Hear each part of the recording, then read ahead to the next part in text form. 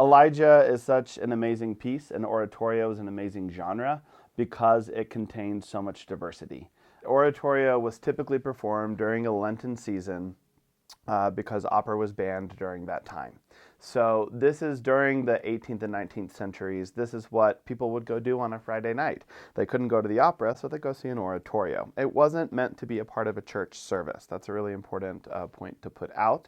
It was strictly the dramatic entertainment of the weekend, but sanctioned by the local governments who didn't want to have salacious opera going on the weekends during the season of Lent. You even think of a traditional symphony, and there's usually four movements. So think of it as four genres or styles or characters. Within an oratorio, we have over 40 movements that we'll be doing. And each of these movements is so different from one another. There are recitatives, there are choruses, there are arias, there's a symphonic overture, and all of it is combining telling one dramatic story, which is the story of the prophet of Elijah. Recitative is the very fast spoken amount of text. It does originate typically in opera because the way opera really works is they'll go through their recitative, they'll say a whole bunch of the story in about 1 minute to 2 minutes, then they'll spend the next 9 minutes on one line of text and just singing that one line of text over and over and over and over. And that's the beauty of opera, is you're not always worried about the text as much as you just enjoy the beauty of the music.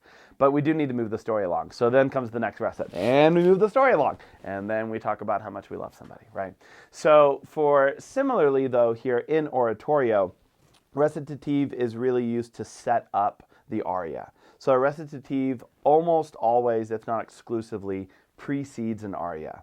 Here's the part of the story, here's the character that I am, here's how I'm feeling, and then here's the aria where I maybe don't wax poetic on just one line for the next 9 minutes. That doesn't really happen at all, in fact, in Elijah.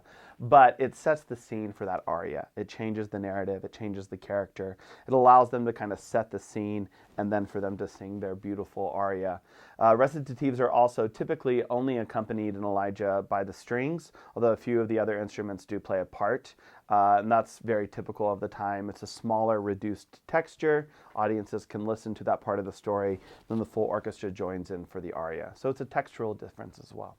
Mendelssohn was Jewish, and he comes from a very important Jewish background. And so for him, even though he did change his last name, his family changed his last name to avoid persecution at the time that he was growing up in, he wanted to tell the story of one of the great Jewish prophets, which is Elijah.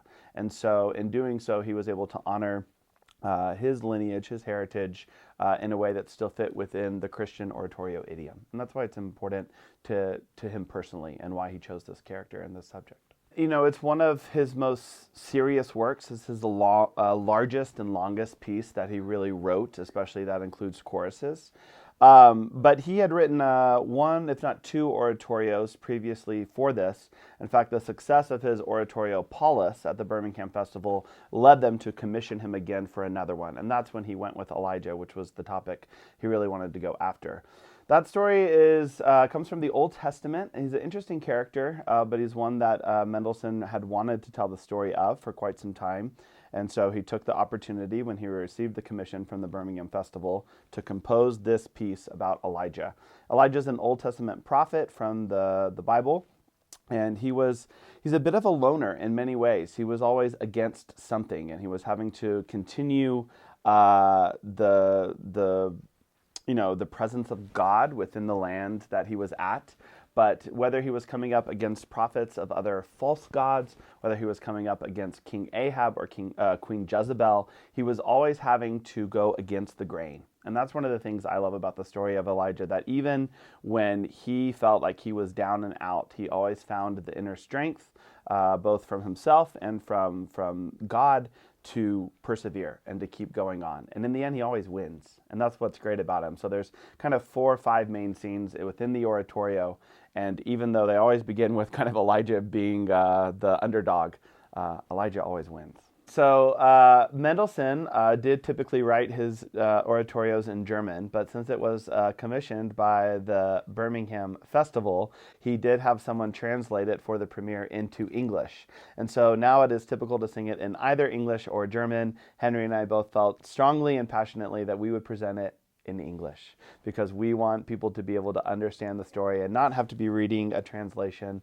So everything will be sung in English. There are references to Hebrew names, of course, throughout and throughout the story. But no, our presentation will be in English, so everyone can stay that much involved with the story and with the drama.